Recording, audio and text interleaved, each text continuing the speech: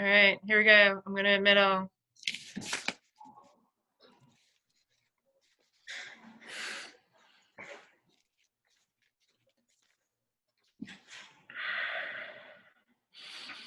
Hello, everyone. Welcome to our virtual Gallier gathering. I'm Dr. Anastasia Scott. I'll be your host this evening. I have the pleasure of being the Director of Educational Programming here at Hermann-Grima and Gallier Historic Houses. We would like to thank you all for spending the evening with us. Just a few housekeeping rules. When you have questions for our speaker, submit your questions to the chat. And if time allows, I'll ask as many questions as possible.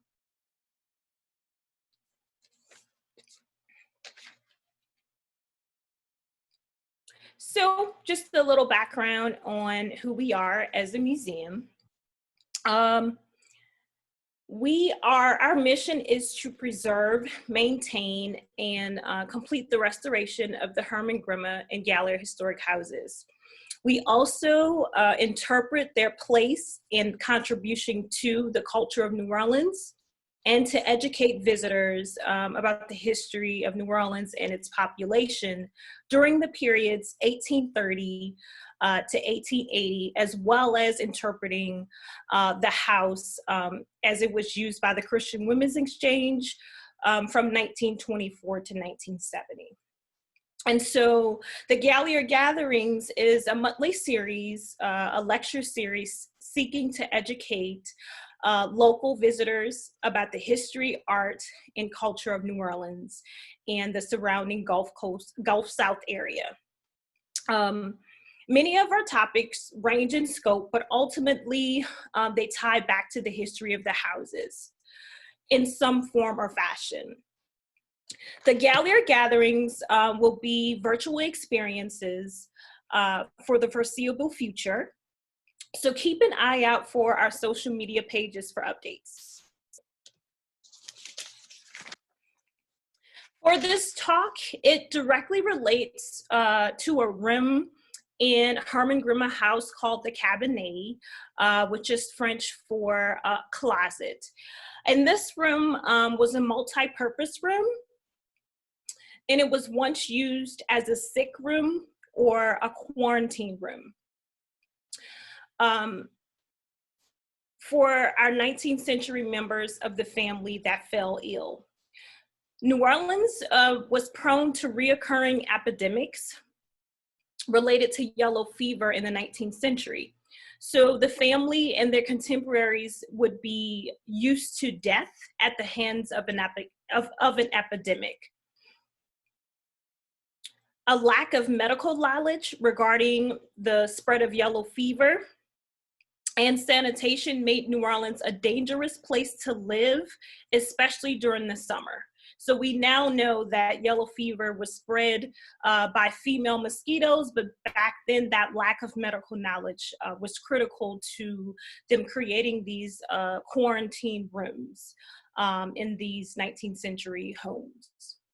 So for Owen's talk today on 19th century quarantine practices reflects on that history, and we're glad to be graced with his knowledge and expertise on the topic. So without further ado, I present to you Owen Ever, social historian, curator, docent at the New Orleans Pharmacy Museum. Thank you. Hello, everyone. Greetings and welcome to all my listeners and viewers around the city and around the world, from my living room to your living room or kitchen or bedroom or bathroom or wherever it may be. This is an exciting opportunity. I'm a little nervous and excited. I imagine this is what it felt like for 19th century spiritualists attending their first seance, hoping to encounter some amount of knowledge from some great mysterious beyond.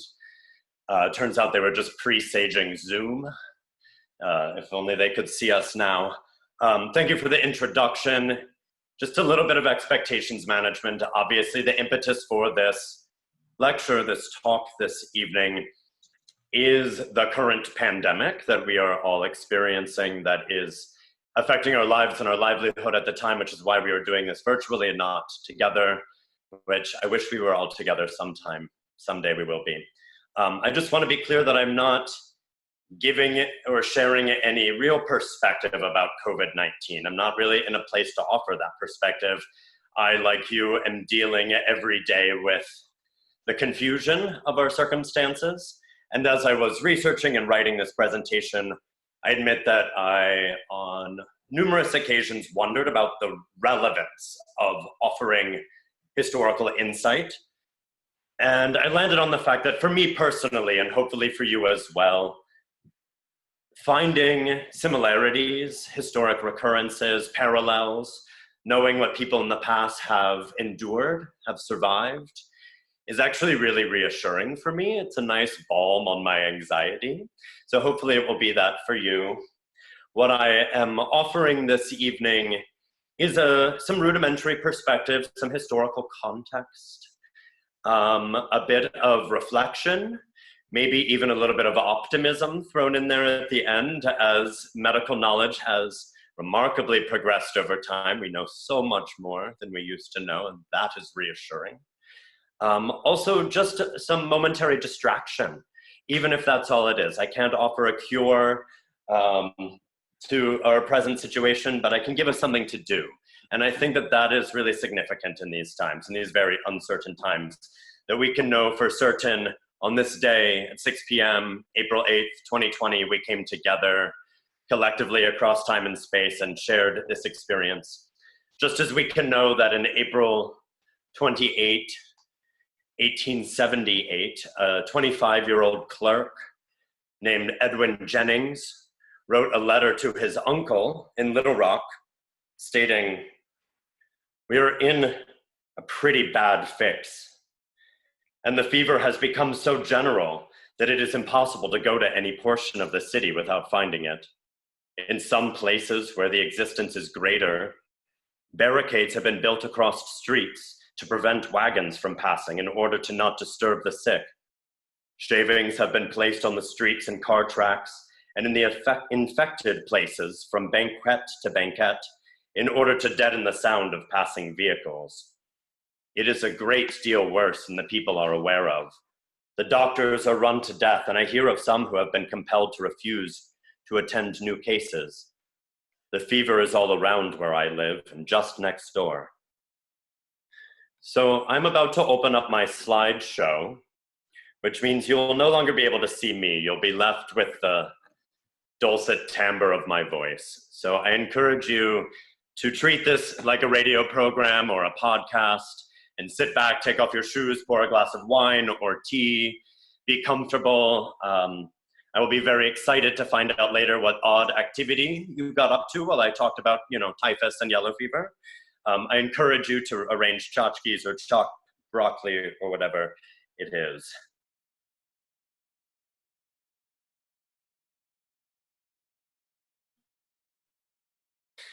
I've divided this presentation into 3 segments, 3 chapters. The first is an overview of prevalent 19th century infectious diseases, just to put us all on the same page. And I'll give particular attention to yellow fever because obviously she deserves it. Hopefully this will give a sense of the conditions and will be a synopsis of quarantine and its slightly evolving definition during the later half of the 19th century. And then finally, best for last, I'll share with you some of the actual ordinances pertaining to everyday life in this city under quarantine. So as was mentioned, I work at the New Orleans Pharmacy Museum. This is located at the first official licensed medical practice in the United States. It opened in 1823. What you see is the front window, and these are show globes. They were for centuries a symbol of the apothecary, originally displaying all sorts of colors to attract attention. But evidence shows that in the 19th century in New Orleans, they would be dyed red to indicate an epidemic and to warn passerbys that it was time to take precaution. Given the current pandemic, given COVID-19, we at the museum have decided to once again display red water in our windows. So this is a significant historic recurrence and a bit of a collapsing of time. Imagine, if you will, that there is a stillness in the air, reflected citywide, a shuttering of businesses, of commerce, of trade, a stillness that lays heavily across the ordinarily animated and inordinately raucous New Orleanian way of life. You hear very little, almost nothing. You hear an absence of routine and recreational noise, replaced by ordinances of immobility, ordained confinement. You're stuck within the limits of the city, within your block, within the room, within your body. I quote, "The streets were deserted, save to the hasty pedestrian on an errand of mercy. The rattling of an omnibus and the swing of the doctor's gig, as either rapidly passed, were the only disturbing sounds. The vociferations of the coalman, the knife grinder, and of other callings that enliven the thoroughfares were silenced by disease or fear. The bar rooms and clubhouses were hurriedly visited, more for the purpose of exchanging calamitous news than for social impulses. Imagine that your windows are open to let out the heat and with it some of your anxiety. You've heard that the airflow can combat the sickness or at least alleviate its symptoms. Through the window creeps the smells of the city, reliably pungent, but now mixed with the sweet inhalations of carbolic acid, the diabolical putrid smell of mercury bichloride, and the reassuring antiseptic smell of chlorinated lime. These seasonal ingredients leave a tingle on your tongue and a film on your skin. The buzzing in your ear is caused by a different culprit altogether, an organism singularly designated and designed to torment you: the mosquito. Part 1, quarantinable diseases. As I have said and will no doubt continue to say as long as I'm granted a platform, which hopefully is often, New Orleans in the 19th century was a nexus of virulent infectious disease. As a major American port and cosmopolitan city, it experienced just about everything that was afflicting the nation at large, but more frequently and in greater degree. It was essentially a perfect petri dish, perfect in the sense that the particular ecology, economy, customs, and social inequities endemic to this city allowed for the frequent importation, incubation, and transmission of disease.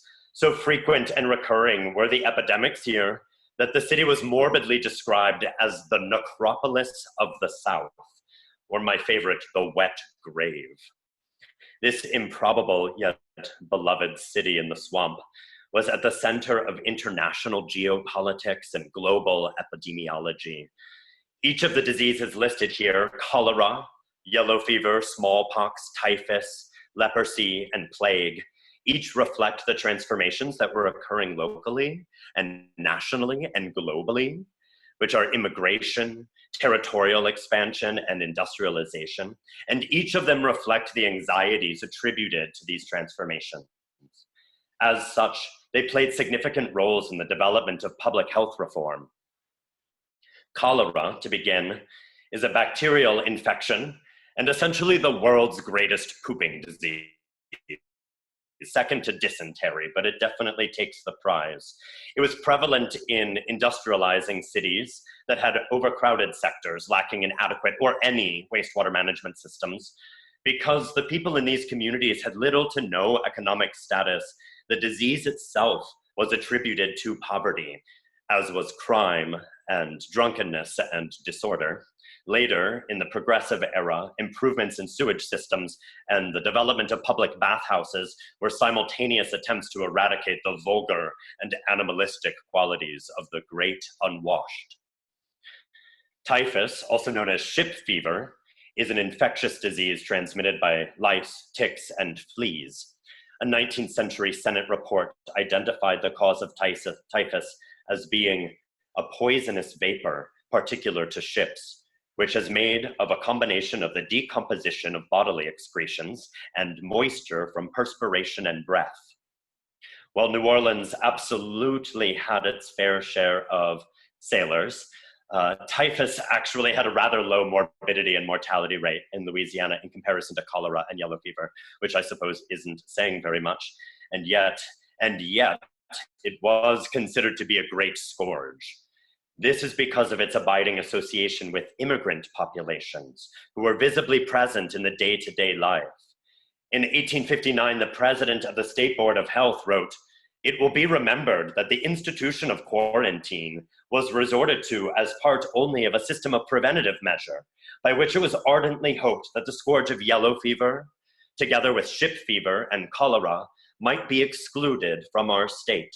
Ship typhus fever in New Orleans was derived from European immigrants, especially those from Ireland, who are miserably poor and dirty and arrive with typhus generated on the voyage." Brief word on leprosy, which is actually known as Hansen's disease. This is, it has a rather low transmission rate, like quite remarkably low transmission rate, and was never an epidemic. But unfortunately, due to miseducation and moral panic surrounding the disease, anyone afflicted with it had to be removed from society. The prominence of Charity Hospital, which is depicted here, resulted in a high incident rate of leprosy, or at least a high reporting rate, because misdiagnosis was common. And so Louisiana developed the first and most major leprosarium in Carville for the permanent removal and segregation of lepers. But what we're really here to talk about is everyone's favorite, like love to hate old-timey disease, the dismal darling of the 19th century, yellow fever, also known as the saffron scourge and the stranger's disease. It is an acute viral infection with brutal symptomatology, most notably yellowed skin and eyes due to organ failure, beginning with the liver, and black vomit, the consistency of coffee grounds, which is the hemorrhaging of your own coagulated blood. More than 41,000 people died from yellow fever in New Orleans between the years 1817, which is when reliable statistics first became available, and 1905, the last US outbreak here in New Orleans. In 1853, the tragedy was so great that the recorded death toll reached nearly 8,000 people. Such was death's harvesting that to keep pace with the call for internments, trenches of 7 feet wide and 100 feet long were being constantly dug, into which the coffins were closely packed, 3 to 4 deep, without intermediate earth. An analysis of the 1853 New Orleans epidemic found that a 20-year-old male immigrant was 37 more times likely to die than a 20-year-old native-born resident. This was believed to be the result of the fact that locals had a greater acclimation to the climate and therefore were less susceptible to the disease. Stranger's disease caused an odious spread of xenophobia throughout the city.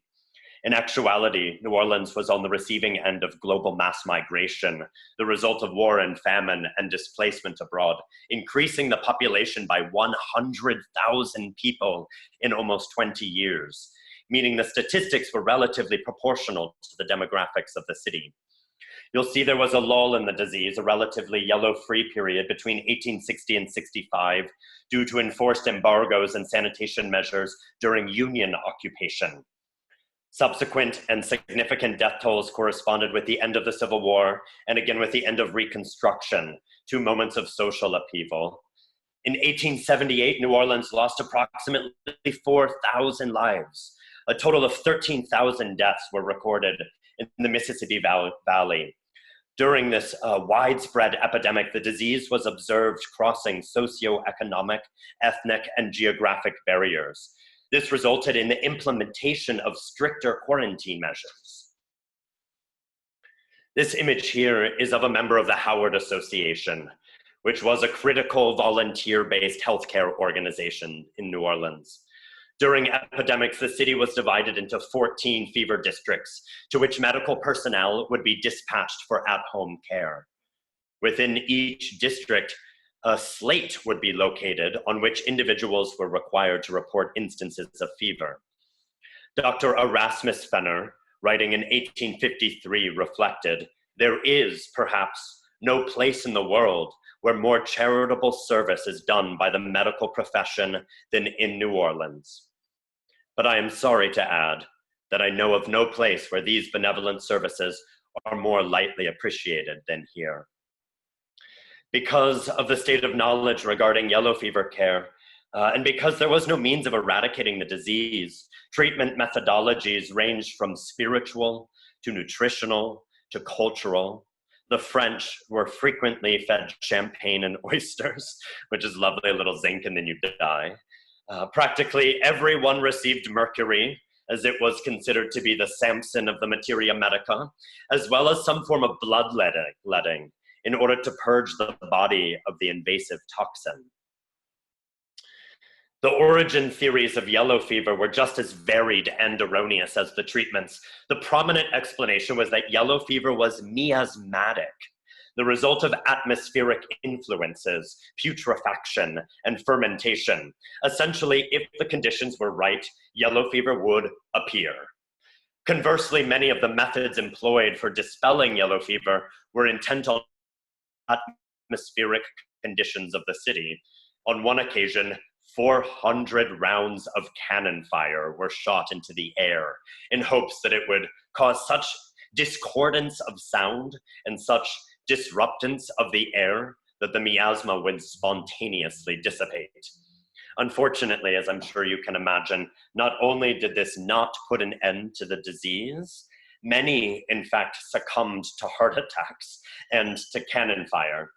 Everyone else was deeply triggered into thinking the city was once again at war. Another tactic, my personal favorite, was to burn pitch or coal tar around the circumference of the city in an attempt to alter the constitution of the air, thus rendering it unsuitable for miasma. The first-hand accounts of this are truly hellish, such as the heat and putrid exhalations were sickening to the sense, the smoke festooning over our doomed city like a funeral pall, there remaining till the shades of night disputed with it for the reign of darkness. As a subset to the miasma theory, there were a few prevailing notions as to where the actual germ of the disease came from, if it was not spontaneously generated from the atmosphere. The obvious and therefore most prominent theory was that it was imported. It was impossible to deny that most people and things arrived in New Orleans from somewhere else and via water. So logically, why wouldn't yellow fever similarly import itself? This makes rational, empirical sense. Early cases were linked to sea trade, particularly importation of fruit from Caribbean ports, and a majority of the affected cities, Mobile, Galveston, Baton Rouge, Natchez, had connections to water. So it followed that early quarantine measures and attempts to contain the spread of yellow fever focused on maritime corridors and ships as probable carriers. In 53, suspicion was cast further inland to the Mississippi River, when it was determined that a steamboat was responsible for spreading the dreadful disease. It was described as a floating charnel house, carrying death and destruction to nearly all who had anything to do with her. Restrictions on river passage were immediately implemented. The importation theory was also popular as it supported prominent anti-immigration opinion. The unfamiliar scapegoated as the enemy infiltrator. Sometimes this resulted in outward vitriol. Sometimes the damage was insidious indifference. George Washington Cable wrote that to the Creole, who, as a rule, enjoyed immunity, worried little about the strangers victimized by the yellow pestilence. After all, nobody asked them to come to New Orleans. Another tangential vestibule in this vast and convoluted hallway of miasma theory. Sorry, a lot of metaphor in that moment. Anyway, I'm saying miasma was complex, but one of the other ideas was the logic of putrefaction. Often a common element during outbreaks, historically and worldwide, was substandard sanitation. So the miasma of cities resulting from dead animals, the byproducts of slaughtering and rendering establishments, and piles of unremoved human excrement, described historian Margaret Humphreys, seemed distinctively capable of breeding yellow fever. Under such conditions, it was believed that yellow fever could arise spontaneously. Quarantine was useless. Burning and fumigating were the best defenses. Individuals were advised to always have on hand carbolic acid and solution of mercury, 1 gallon each. Other popular fumigating agents included chlorinated lime, ammonium, and a little later, formaldehyde. During the epidemic of '78, that young Edwin Jennings wrote to his uncle of various personal and citywide measures being taken, and his general lack of confidence in them. I am very prudent with my actions, uncle, keeping out of the sun and the night air. In reference to disinfectants, I will state that I am no longer a believer in them. As for carbolic acid, my nostrils have been feasted on that odor for nearly 2 months, and I can't say I enjoy it. The streets have been literally sprinkled with it, but for the good it has done. Poor Walter Black was a firm believer in carbolic acid. He had it in every room of the house, and the trouble was that he thought of the disease so much that he finally worried himself into having it. Poor Walter Black. So this is a close-up of the previous image, just to highlight that the boat labeled Board of Health is holding a large bottle of carbolic acid, and that the disinfectant battery in the background includes a cannon-like bottle of chloride of lime. A bit more on the miasma theory. I should say that it comes, the ideas were formally developed during the Black Plague and was intended to be a means of explanation for the inexplicable. Over time, the theory grew increasingly intricate and elaborate and perplexing as it was asked to bear the burden of explaining more vast and varied epidemics. Sometimes the formation or dispersal of miasma can be triggered by things as innocuous as a change in weather or the crossing of a geographical border. For some, yellow fever, like time, existed in zones.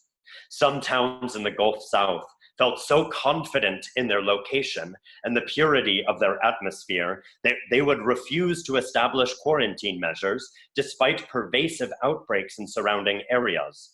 It was assumed that if it had not occupied in the past, the town was safely outside of the yellow fever zone. Many would travel from New Orleans to these locations who welcomed the economic stimulus. In addition to money, unfortunately and inevitably, disease would be transmitted as well. It's never wise to believe oneself incapable of being affected or inflicted by epidemic. Naturally, and as we are experiencing now, people were desperate to know the durational qualities of any given epidemic. In this letter, it is assumed that quarantine restrictions can be safely lifted immediately following the first frost, as that is when yellow fever reliably ends. In this editorial in the New York Times, it is explained that there is no probability of yellow fever appearing if it has not done so by July. If it's not gotten around to come by August, well, by then it's just too dang hot, so why bother? It should come as no surprise that the actual and accurate way that this deeply mystifying virus is spread is both none and all of the previous theories. It doesn't spontaneously generate from water or waste or putrid privies, but it does breed in them. And it doesn't dissipate when threatened with aggressive environmental interventions like burning tar, but it certainly can be expelled with smoke. The vector, as I'm sure you know, and as we mentioned, is none other than the Louisiana state bird, the mosquito. Oops. So in the 19th century, as settler colonialism continued to alter the regional ecology, resulting in ubiquitous swaths of stagnant water. An ideal habitat was created for tropical mosquitoes and their little viral pathogens. This particular species swiftly adapted to living in confined, quasi-urban environments, thriving and tormenting the human inhabitants. By the time New Orleans experienced its final yellow fever epidemic in 1905, the knowledge of mosquitoes as carriers or vectors had been discovered, first by Cuban epidemiologist Dr. Carlos Finlay, and then confirmed in the States by Dr. Walter Reed. Following the tragic and final outbreak, mosquito eradication programs were implemented, which included drainage systems and the requisite covering of open containers of water. For a short while, even the holy water fount at Catholic churches had to be covered. And while the smoke from burning tar would create a reliably successful, though impermanent barrier, and though the runoff of carbolic acid and chlorinated lime into the drainage ditches and puddles would kill the mosquito larvae, I would argue that the greatest effects that these efforts had was simply in keeping people indoors. When it comes to clearing out the French Quarter, one can't argue the efficacies of burning pitch. Part 2, the quarantine question.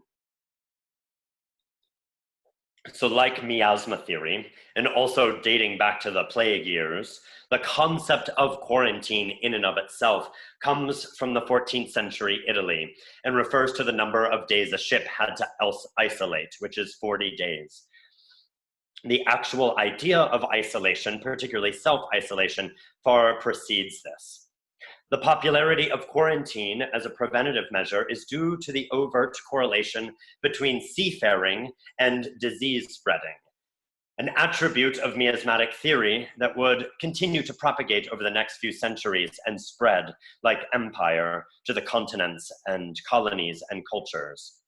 The earliest examples of American colonial quarantines were set as prohibitions against entry of communicable diseases carried by foreign sources.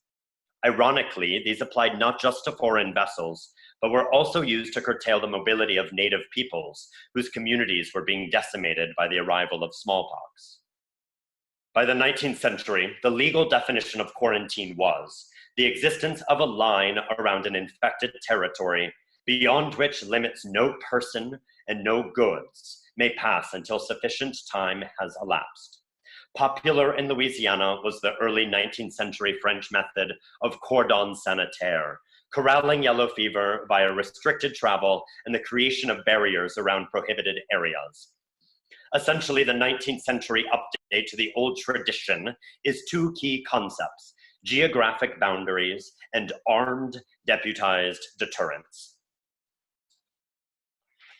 Due to a lack of just about any centralized authority and the general absence of federal assistance, quarantine efforts were often, not surprisingly, ineffective.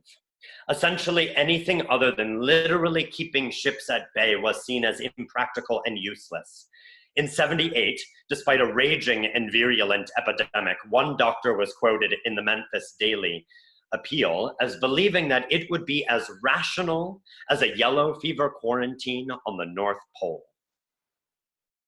It was around this time that shotgun quarantines became a popular approach. And yes, these were typically just as cavalier and incompetent as you could imagine. In the 1870s to the early 20th century, local governments left to their own devices would impose martial law and deputize vigilantes in an effort to prevent entry or exit from any area where fever may be present. The first use of the phrase shotgun quarantine was in reference to the 78 epidemic that spread from Louisiana to Memphis and throughout the Mississippi Valley. The Chicago Daily Tribune employed the phrase in an article about recent travels to the South. I quote, "We asked a dweller in one of these villages if the yellow fever would come again with midsummer. 'No, sir,' he answered, 'not if shotguns can keep it out of town.'" An 1897 Washington Post article titled "The Foolish Quarantine," or "The Foolish Shotgun Quarantine" states, "The city is barricaded against city, town against town, and village against village. The channels of commerce are dammed, and the entire county in which the barbarous embargo is operated is given over to chaos, hardship, and frenzied fear. The most significant epidemiological advancement to emerge from the 1878 outbreak was the concept that yellow fever could travel terrestrially, specifically on trains. The Civil War had spurred the completion of train systems that now provided transmission corridors further inland than ever before.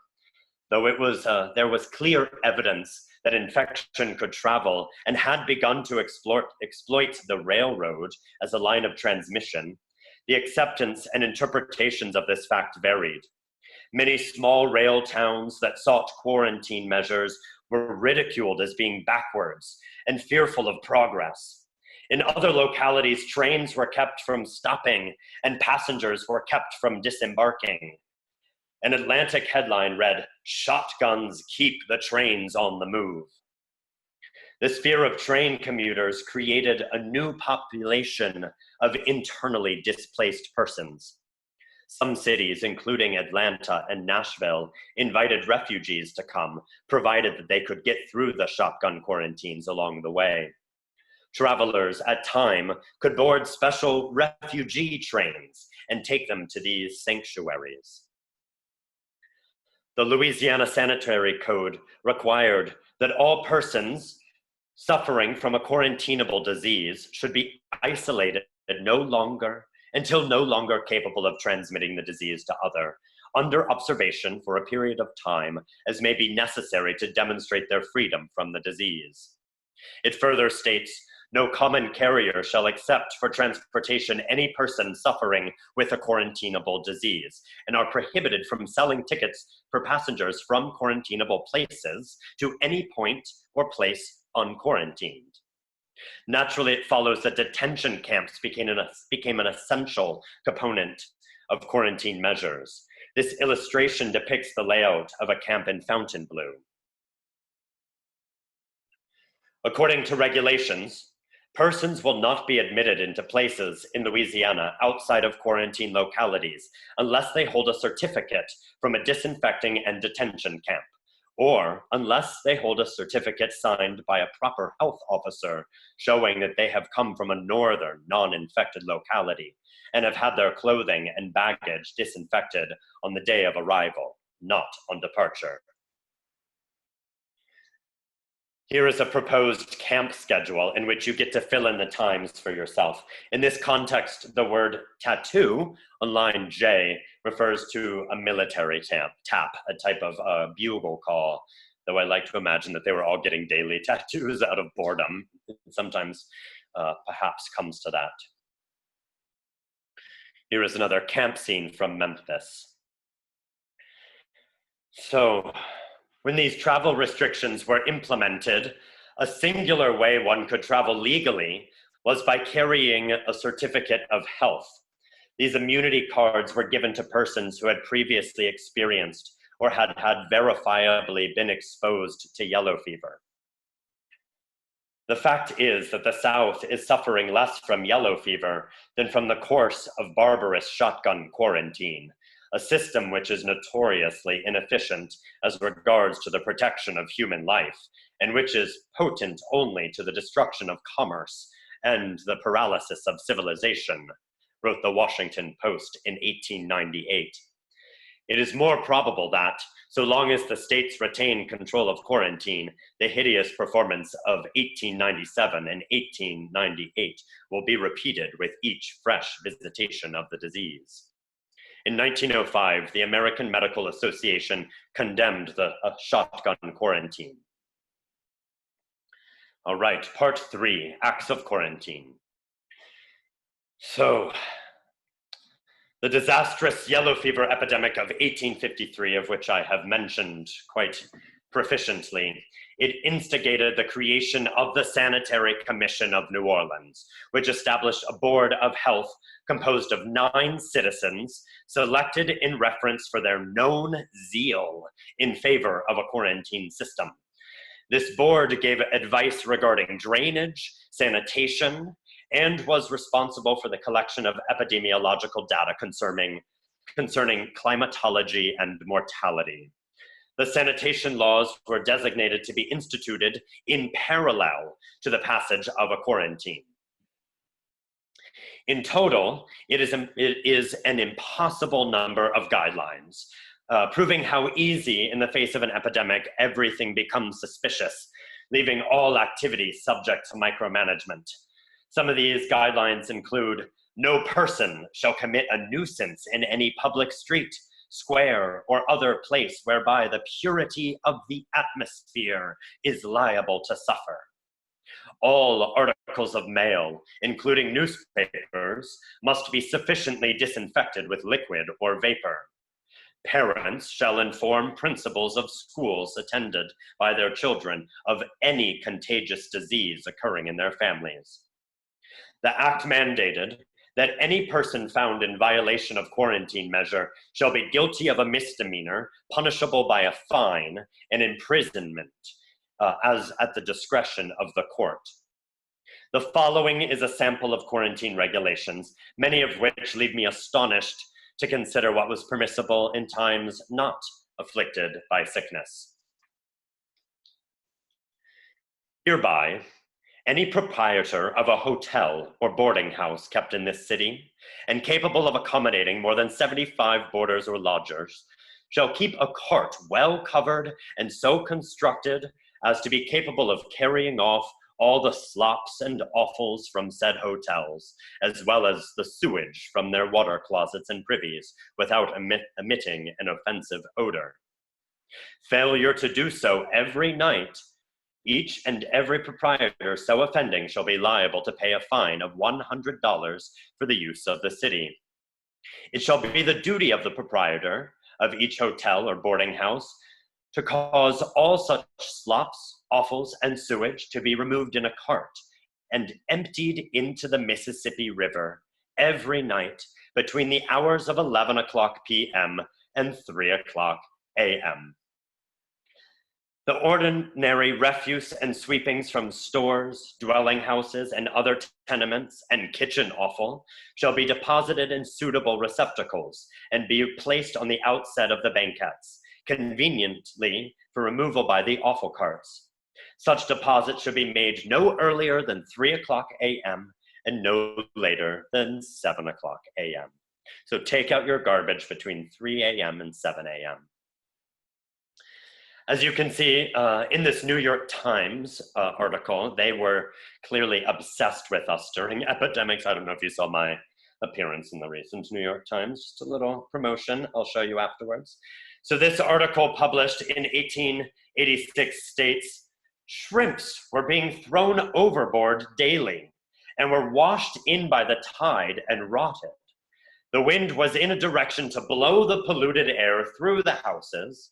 These circumstances and the climate conditions, warm days and cold nights, were to him in some measure accountable for the presence of the sickness. The discarding of shrimp into the river may have been the unintentional outcome of an 1880 quarantine law which drastically limited the business hours of operation to the city. From and after the first day of May to the first day of October, in which all stalls or stands where shrimp are sold in the various markets of the city must be required to be closed by 10 a.m. each and every day. Be it further resolved that the selling of shrimp and crabs by peddlers upon the streets be forbidden under all circumstances during the months above stated. That's month of May to October. During the severe epidemic visitations, businesses in New Orleans slowed to an almost complete standstill. Many commercial establishments closed down entirely or remained open during portions of the day.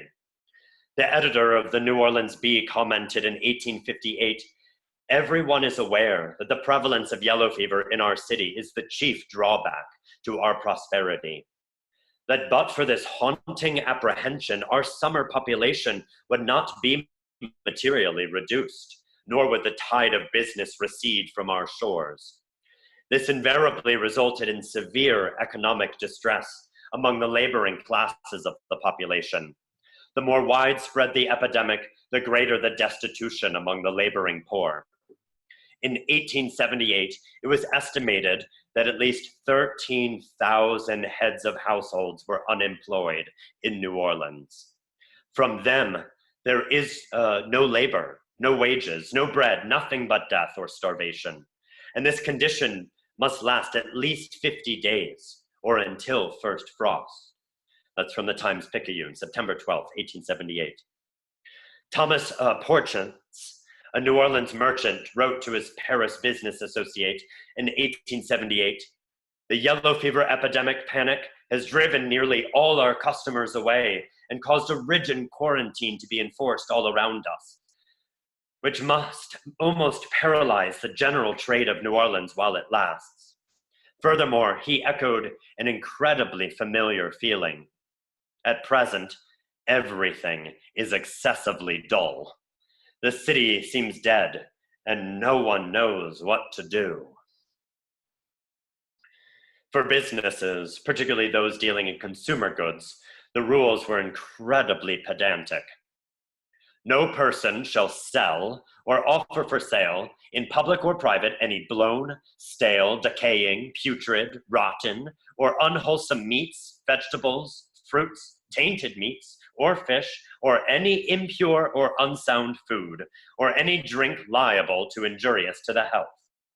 No person shall sell or offer for sale any poisonous drugs, medicines, or chemicals, except on the prescription of a physician, or unless the receptacle or packaging containing the poisonous drug, medicine, or chemical be marked poison in plain and conspicuous characters. No person shall sell or offer for sale any wholesale, watered, adulterated, unwholesome milk, or milk known as swill milk, or milk from cows fed on swill or garbage, or any unhealthy matters, or any butter or cheese made from such milk, or any unwholesome butter or cheese." I shudder to think of unwholesome butter being sold. And last but not least, some rules for the final putting to rest. No tomb, grave, or vault containing any dead body shall be opened without permission. The corpse for burial shall be wrapped upon in a sheet with a solution of bichloride of mercury, and the coffin or casket be immediately and permanently sealed. After removal of the body, the room should be disinfected. No funeral sermon shall be held in the house, but at the cemetery. Only 1 or 2 members of the family may accompany the remains to the cemetery. No clergymen, no friends, no acquaintances shall be allowed to accompany. The undertaker may not assist in the public or church funeral, or any person for that matter. Failure to comply shall result in a fine or imprisonment. Of course, New Orleans has always been renowned for its public displays of unbridled emotion, its collective celebrations, and its refusal to fully subordinate to any tragedy or crisis or rule or regulation. Following each and every single one of these epidemics, people mourned together, people rejoiced together, and people paraded together. And, I quote, "to offset the more death, the more life. The city's gaiety, like the city's gold, mounting in the flood tide over it." This was observed by Grace King in 1895. The sights and sound of this city, for better or worse, returned. As cool weather set in, and as the epidemic subsided, the business season opened gradually, then more rapidly moved into full swing. Ships arrived and departed from the port of Orleans, and the crops from the interior poured into the city, along with orders for supplies and goods of every variety. New Orleans filled up with thousands of newcomers, as well as the returning summer absentees, and the gaiety of social life, along with serious business activity, dispelled the gloom of the previous months. The previously desolate city was transformed almost overnight into a gay, lively, dynamic scene of feverish activity, and every memory of the painful scenes of summer and early fall months was relentlessly shoved into the background. Thank you very much. That concludes my lecture on 19th century fevers and epidemics. Thank you, Owen. That was amazing. So we'll go right into questions.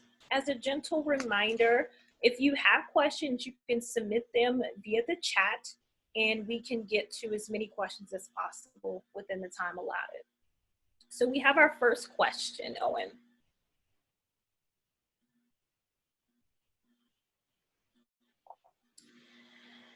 Hi, I know that the concept of immunity as we understand it now was not understood then. Okay, yes. Wait, hold on. Sorry, I'm not done. Okay, I was like, that is a statement. Still, I know that my great-great-grandmother would stay in New Orleans during the summertime to help nurse the sick. Would she have assumed her own immunity because she was born there? Or was there some dim kind of understanding that if she had yellow fever, she was now safe? Both and. Yes, it was very much clear that people believed that being born in New Orleans already increased your immunity to the city. Also, one can survive yellow fever. Not everyone succumbs to it. So it was clear, based on just observation, that some people would inherently become immune.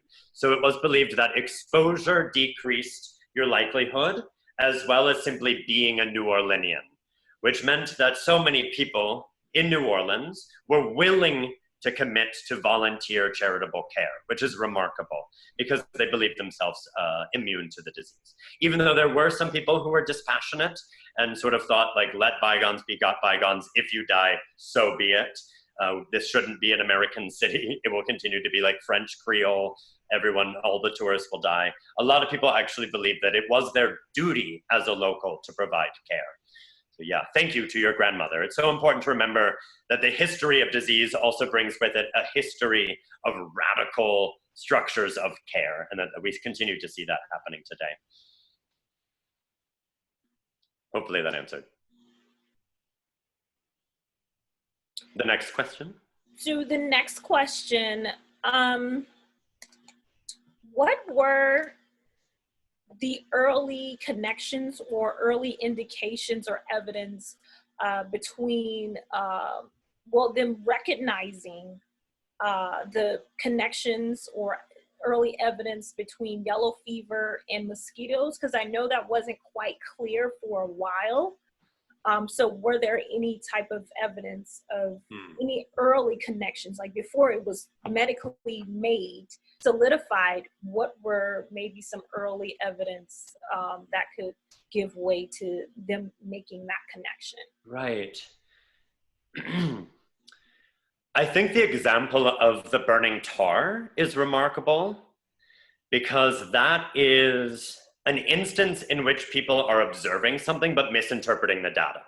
So you're burning all of this tar, thinking that you're getting rid of miasma because that is the prominent theory, but what you're really doing is creating an effective smoke screen, limiting the transmission and travel of the mosquitoes. So again, they were not identifying mosquitoes. It was very hard for people to see that. They had no concept of mosquitoes as a carrier until so much later, until the turn of the 20th century when it was accepted.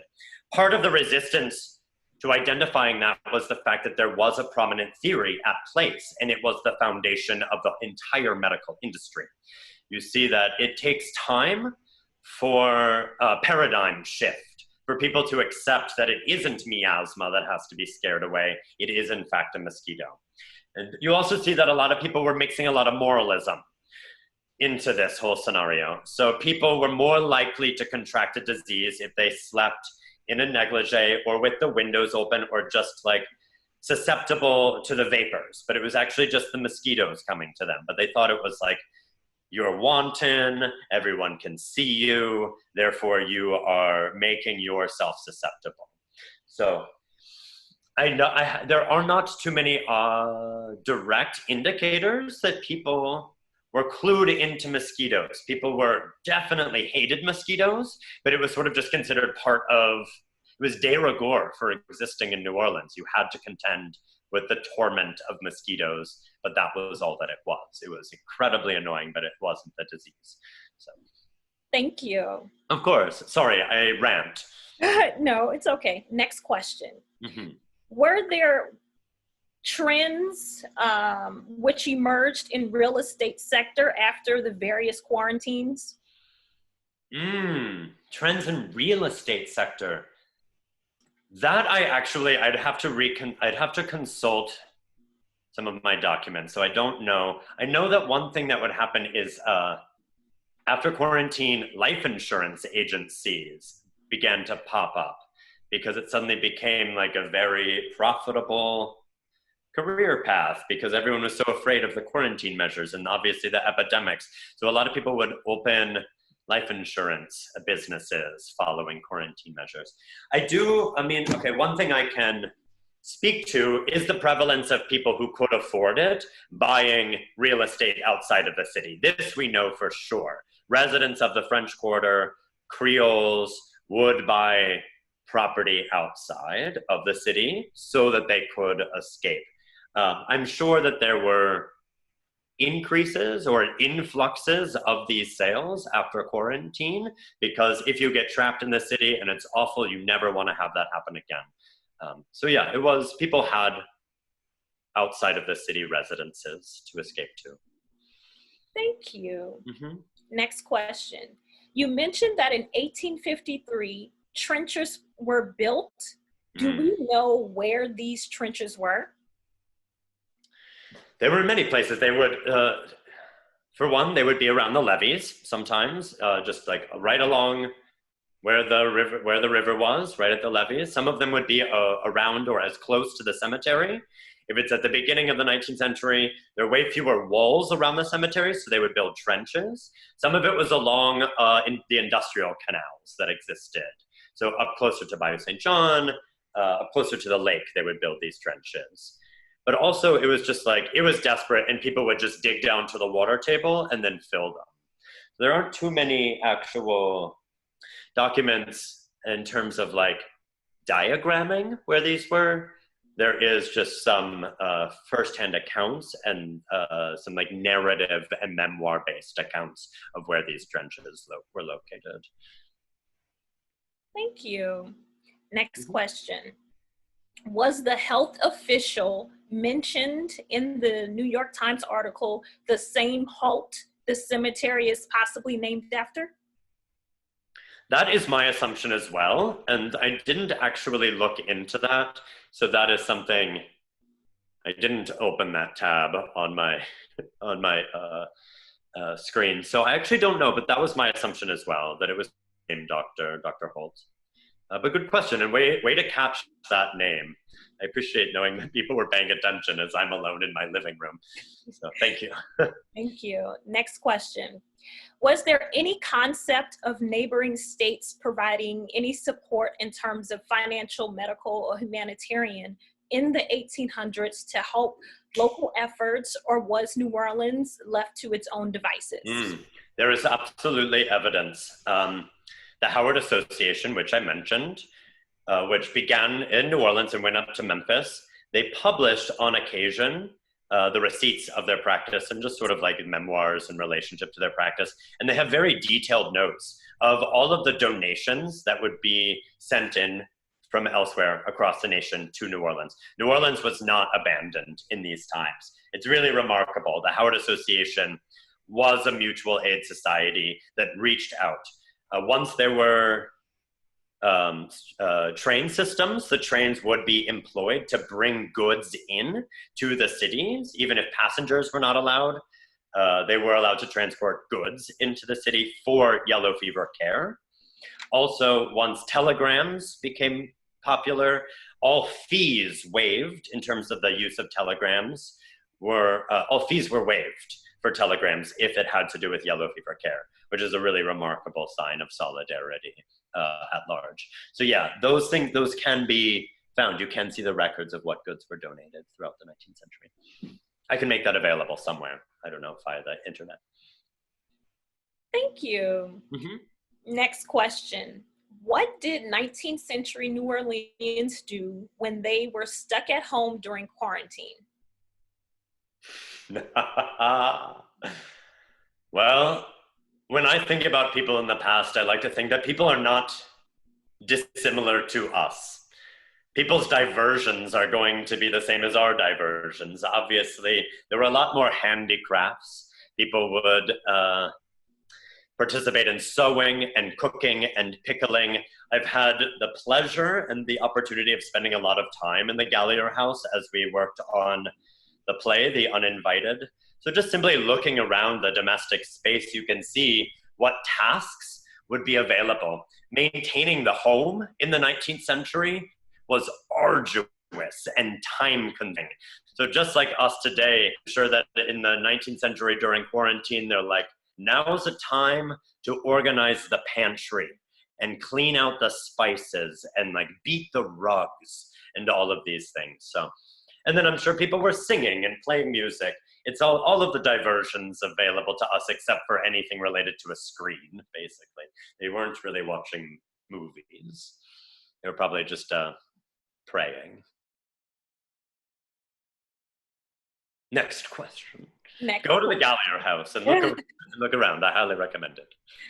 Was there a substantial and concentrated migration of New Orleanians to other cities and the establishment of New Orleans communities in other cities? During epidemics, there absolutely was. At the beginning of the summer, again, it was relatively de rigueur to just go elsewhere.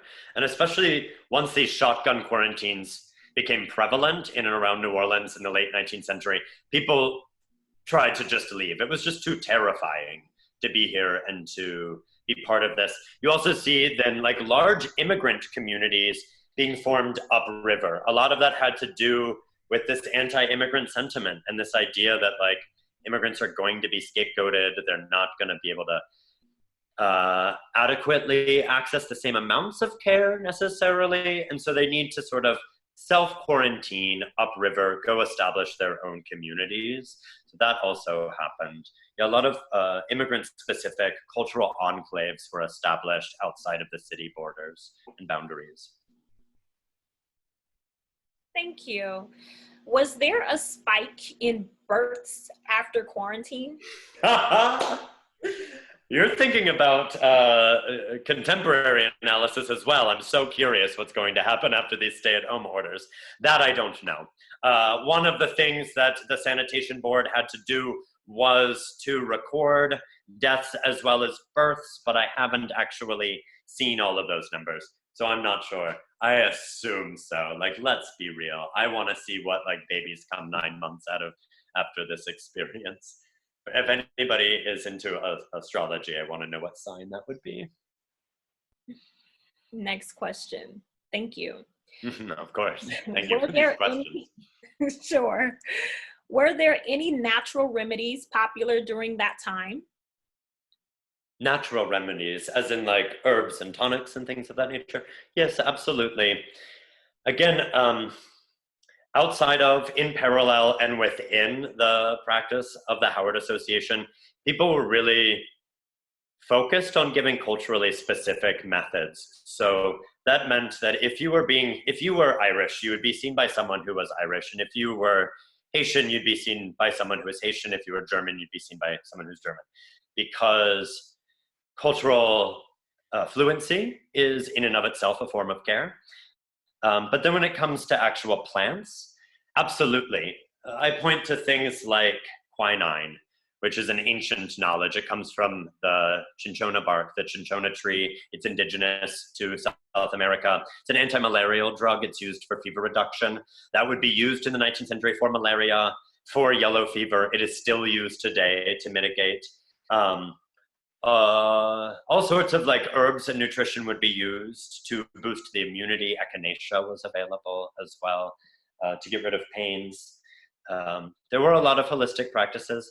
New Orleans was also known for its reliance on homeopathic practices. The medical boards here also had homeopathic doctors on them as well. So when you come into the museum, you can see that it is a combination of both like burgeoning allopathic treatment and sort of old world treatments. It is all of these rudimentary plant-based knowledges as well. So. Thank you. Mm-hmm.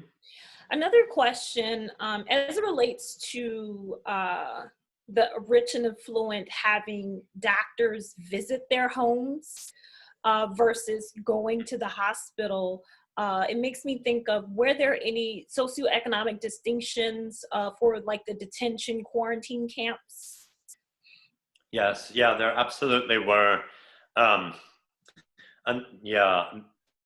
Yes, you pointed out a key thing. Most physicians, most healthcare took place in the home at this point. People tried to avoid hospitals at all costs. They were places typically kept in abject squalor and were notorious for extreme experimentation. People tried to avoid them. That also meant that people who had means also tried to avoid all of the detention camps. So there were certainly people who ended up in the camps ended up being of lower socioeconomic status and ended up being immigrant populations. There was also a large camp in Algiers Point, which was primarily for Italian immigrants and people of color who were perceived as like being carriers of these diseases. So there was certainly like racialized and class-based discriminatory policies when it comes to these quarantine encampments. People with means and social mobility could simply get out of town, could purchase these certificates, could just get by. That's why a lot of people who were critical of quarantine measures in the South were like, this isn't doing anything. One person described it as being like closing the cage after the bird had flown, because people could just leave if they wanted to, if they had the means. And it was primarily the people who were of low socioeconomic status and people of color who would be subjected to these quarantine measures. Thank you. Next question. Is there evidence that those working as undertakers or in the business of death made rich during these epidemics? And were there winners in these epidemics? People making money off the chaos and the terror? Yeah, there is evidence that that was one of the most reliable jobs, actually. There was constantly a need for people to tend to burial and funeral businesses, and it was something that was open to everyone, yet was typically eschewed by the upper class. And so it was that and nursing, that and like at-home palliative care were two opportunities for upward mobility and for garnering some decent wages, because people, the wealthy, were willing to pay to have their loved ones interred when they couldn't be there, and were willing to pay to have their loved ones be taken care of. So for people of lower status, that was a great way of making money. In terms of people who were like profiteering off of this, definitely life insurance and insurance salesmen. They were making a lot of money. There were also a lot of doctors who were willing to sell quack medicines and sort of like cure-alls and simply like make money out of people's desperation. There's no overestimating what people are willing to submit to and want to believe when they're terrified and sick. So there were absolutely also people in the medical community who would sell things to make money. It's so sad, but so real to think of there being winners of calamity and people coming out with more money than they went into it, but that is certainly the case. You mentioned our beloved funeral procession practices we have in New Orleans and how they had it in that early 19th century era. How did they balance these funeral processions and celebrating this with the quarantine practices? As I mentioned, it was outlawed that you couldn't have these large funeral processions because they didn't want all these people running around in the streets as we see today. Yet, people continued to do it. So the balance was essentially that there really wasn't one. There was no real stopping people. Descriptions One of my favorite things that I have read, it's a memoir, and I quoted from it a couple of times. It's The Diary of a Samaritan. It's an account of a Howard Association doctor, and he describes the sort of endless funeral processions that could be witnessed throughout the day. Sometimes it was the only thing you could hear, that and the cries of the dying, was just that people would go out and mourn their dead. They would stream to the cemeteries despite these ordinances. And there just wasn't enough centralized authority or police presence to really stop people from doing this. So just as we see, I live near the bayou today, and every time I go out there, there's just hundreds of people. You cannot stop people from wanting to be together. It's hard. Thank you. Do we have any more questions? I can put up my final slide again, which has my email address, and I would be happy to engage in any sort of communique. If you have questions, you can email me directly. You can also email Anastasia or Tessa or the Gallier House if you want other things, or if you want access to some of the documents. I was not able to put together a bibliography. This all happened rather quickly, so I have just like sporadic research documents in like 100 folders. But I can also over time put together a bibliography for people to access if you would like that. So as Owen shares his last slide, I would like to thank you all for joining us this evening. It was a pleasure to spend my evening with you all on this very, very interesting topic.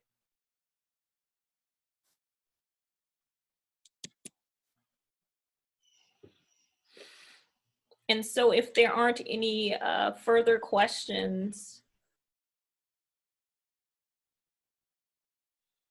thank you all. Yes. Thank I want to you. just further thank everyone. I appreciate you all. Hopefully I was able to offer a certain diversion for you this evening.